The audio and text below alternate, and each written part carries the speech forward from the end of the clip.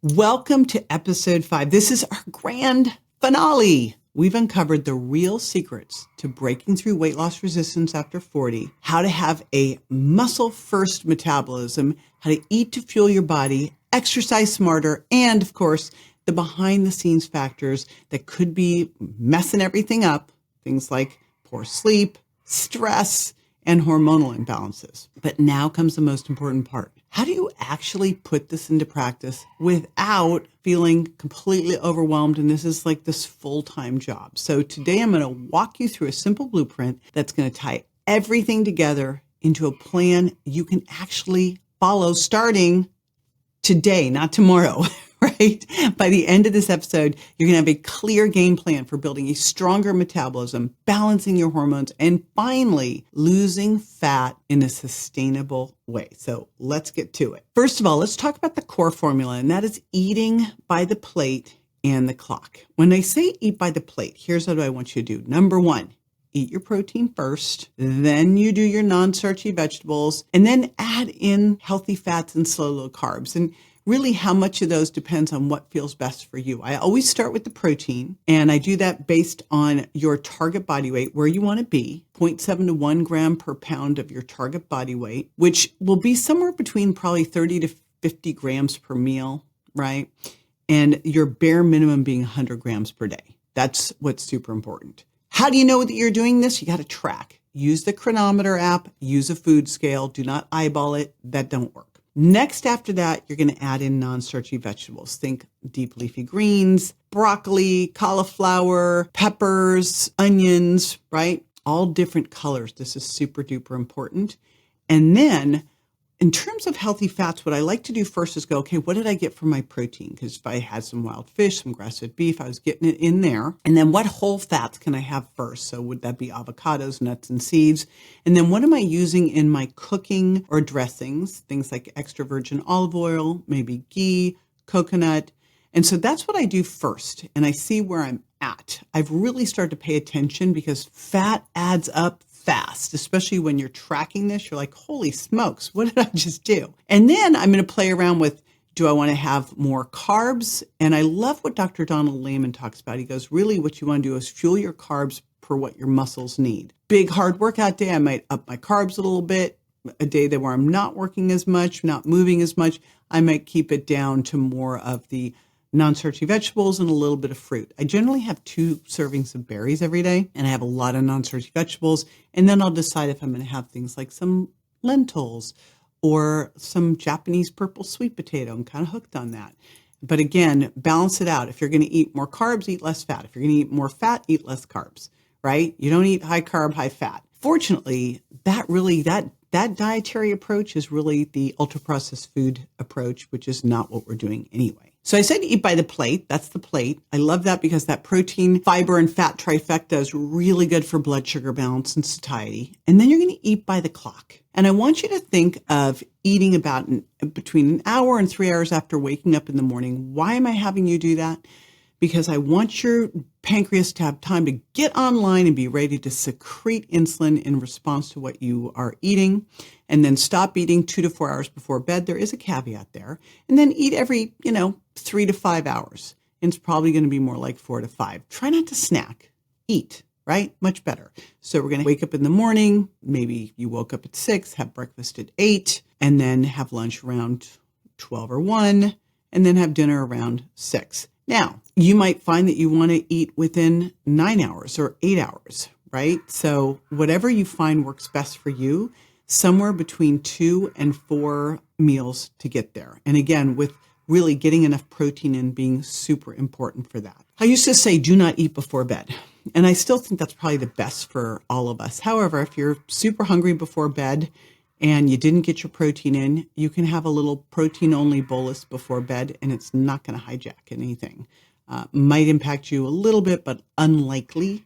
So if you find that you're really hungry and you need a little protein before bed, like sometimes when I'm traveling and I haven't gotten the food in, I will add in a little protein before bed. That's where traveling, those like Paleo Valley meat sticks can come in handy. But bottom line, protein plus fiber plus healthy fat, those are those plates. Whether it's a smaller plate, bigger plate, that's what you always want to do for that blood sugar balance and satiety. and then eat within an 8 to 12 hour window. 12 is your absolute max. And generally, I found most of us do best in the 10 to 12 hours, hour to 3 hours after you wake up. Stop eating 2 to 4 hours before bed. So that's your fuel. Now let's talk weekly movement. Every day I want you to move more, right? Get that NEAT in. Get at least 8,000 steps daily. And more is better. And bonus points if you want to throw on a weight vest just to help you burn more calories. You moving more, fidgeting, everything else can add up to another 800 to 2,000 calories a day. It's huge.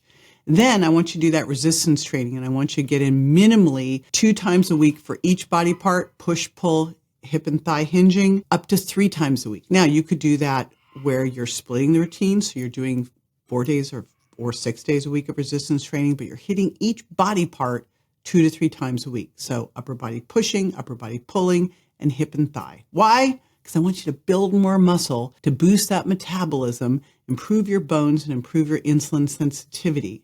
And remember, you're working in that range of probably somewhere in the 6 to 15 rep range, multiple sets, so that you're building muscle in there. The lower rep range is going to build you more strength. But if you don't feel comfortable doing really heavy, then go to the little higher rep range. The other thing that I want you to do is some HIIT training 2 days a week.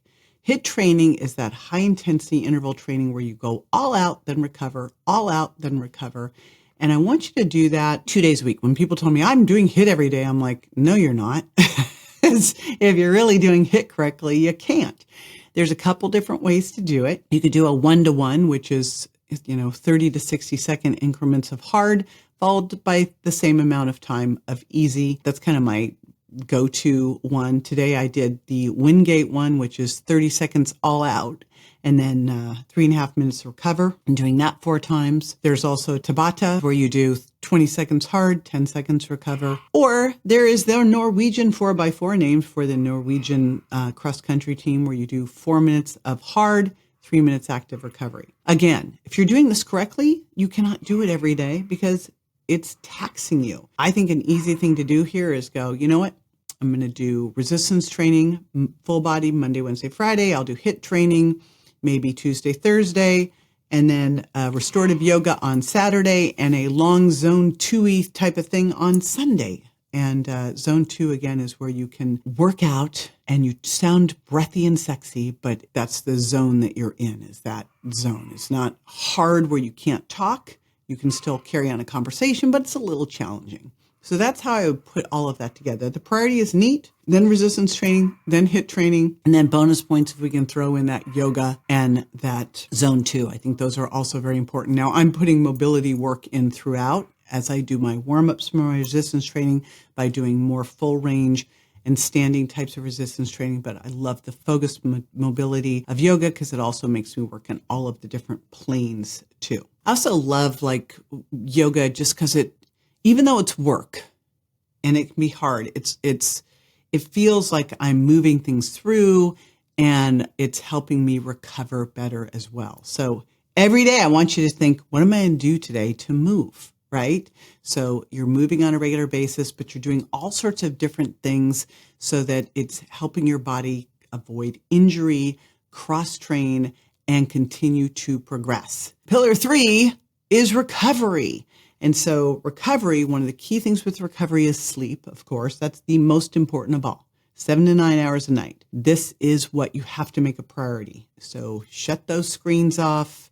Make sure that you've set that time out for sleep.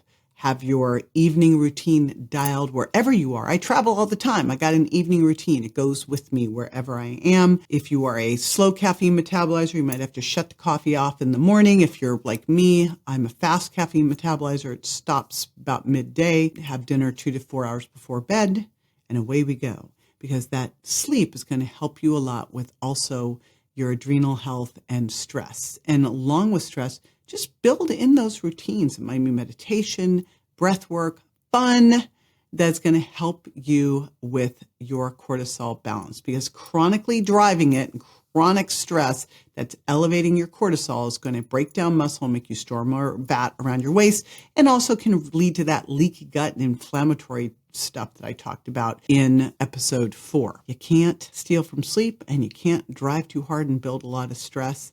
and be metabolically healthy. And then, of course, hormones. And this is where if you've got issues going on with thyroid or you're in that perimenopause and menopause transition, seek out a hormone doc who knows about optimizing your hormones to get some help there and get yourself tested. Really dig into the thyroid side of things. And of course, get yourself with a doctor who knows how to do all this stuff, because hormones, getting your hormones dialed in can change everything. And so you owe it to yourself to check in and learn about them and see if they're right for you. This is really the time to focus on you. And of course, invest in your health so that you can step into your 50s and beyond being your strongest years, and they can be. We talked about some of the different things that can cause weight loss resistance, like gut health. You can check to see if you have food intolerances. You can do the virgin diet to check that out. You can do a gut test to see what's going on with your microbiome, because that can cause a lot of issues. You can also do a test to see if you've got any kind of toxic overload. But here's the reality. If you're living in this world, you're getting exposed to toxins all the time. So I cannot do a big enough shout out for sauna. We'll put some of our great sauna resources in the show notes. I'm in my sunlight and sauna when I'm home every single day. When I'm on the road, I try to take a hot bath to do it, because we've got to be doing things to get rid of those toxins on a regular basis. Sauna is fabulous for that. So is fiber, so is sweat, and so is drinking a lot of pure water to help you flush all this stuff out. And I know I just threw a bunch at you, so don't try to do all of it at once. That will just raise your cortisol. Let's just pick one that you're like, I've talked about all of these things, and go, okay, what's the most important thing? Is it eating protein first right now? Is it getting my NEAT up? What's the most important thing? And then make sure that you are measuring all of this, because in order for you to see these shifts, you got to be measuring. And so how do we do that? Well, of course, the bioimpedance scale, so we can see what's going on with your fat-free mass and your fat mass. Using an Oura Ring or some tracking device so we can see what's going on with your NEAT and your HRV and your sleep. Using a chronometer app so we can really do that macro audit and see what's going on with your food.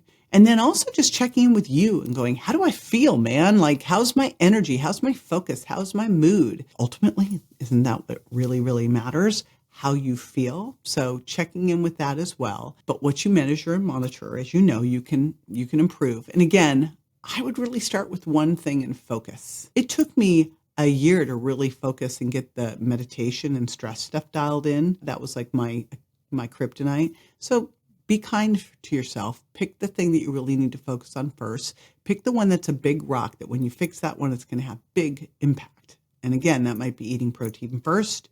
That might be just simply adding the NEAT in, making sure your steps are there. It might be resistance training or HIIT, whatever it is, or sleep. Pick one. And I got to just remind you again, don't do it alone. It's not fun. Lean on into the community. Join the Facebook group, JJ Virgin Lifestyle Community. We are here to help you. I've got coaches in there. I've got my clone too. So we got you. We got you covered. And you've got the game plan. Now remember, when you eat by the plate, and you eat by the clock, and you move your body daily, you build muscle, you recover and sleep well and deal with the stress. You figure out the things going on with your hormones and your gut and toxins. All of a sudden, you're going to go, wow, my metabolism is working for me. I don't feel like I'm like trying to push a snowball up a hill. But again, that was a lot of stuff. Pick one change at a time.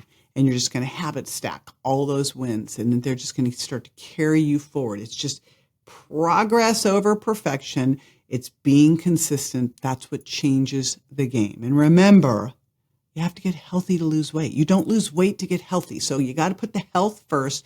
When you do that, fat loss follows, and fat loss lasts. So thank you so much for joining me through this entire series. I hope you feel empowered, confident, and ready to take action. I want you to drop your biggest takeaway from the series in the comments. And don't forget, this is just the beginning of your new chapter. You can be strong, you can be vibrant, and you can be powerful at any age. And I would love to be here as your guide every step of the way. So go out there, take action, and let's age powerfully together.